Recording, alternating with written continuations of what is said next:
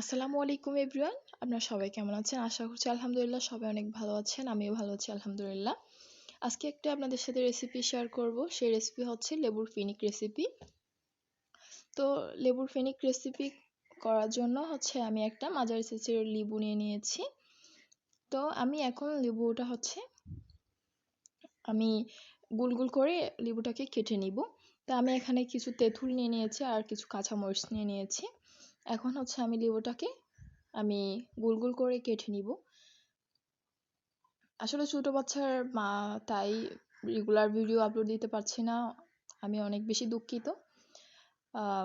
আমি চেষ্টা করব আপনাদেরকে রেগুলার ভিডিও দেওয়ার জন্য। তো এখন লেবুর হচ্ছে দুই সাইডের খোসাগুলা ফেলে দিব। এখানে কোনো লেবু নেই, তো এখন আমি লেবুটাকে হচ্ছে গোল গোল করে কেটে নিচ্ছি।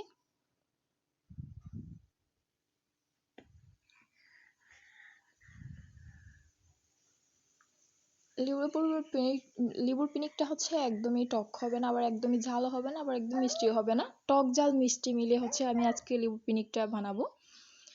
তো এখন আমি লেবুগুলা কেটে নিয়ে হচ্ছে প্লেটে উঠিয়ে নিব। এখন আমি কাঁচামরিচগুলা কেটে নিব। আমি কাঁচামরিচগুলাকেও সেম ভাবে আমি কুচি কুচি করে কেটে নিব।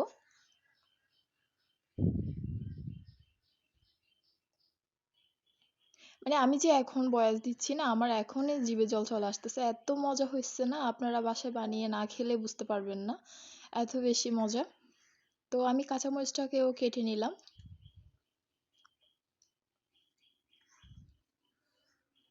কেটে নেওয়ার পর এখন আমি দিয়ে দেব স্বাদ মতো লবণ, আর দিয়ে দেব সামান্য পরিমাণের আমি লাল মরিচের গুঁড়া দিয়ে দিলাম।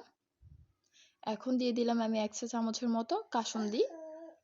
আপনারা চাইলে এগুলো স্কিপ করতে পারেন, বাট আমার কাছে ছিল আর আমার খেতেও ভালো লাগে তাই দিয়ে দিলাম। আর সামান্য একটু দিয়ে দিলাম চিনি।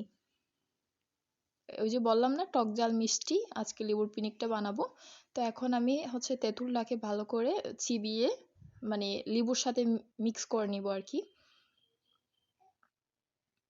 আপনারা যে কোনো এক ধরনের মরিচ দিতে পারেন, বাট 2টা মরিচ একসাথে দিলে হচ্ছে মানে ফ্লেভারটা আরো ভালো হয় আর কি। আপনাদের কাছে যদি না থাকে যে কোনো একটা দিলে হয়ে যাবে। এখন আমি হচ্ছে ভালো করে মেখে নিব, যাতে প্রত্যেকটা লেবুর গায়ে হচ্ছে মানে তেঁতুলগুলা আর মরিচ লবণ সবকিছু একসাথে মিক্স হয়, সেভাবে আমি মেখে নিচ্ছি।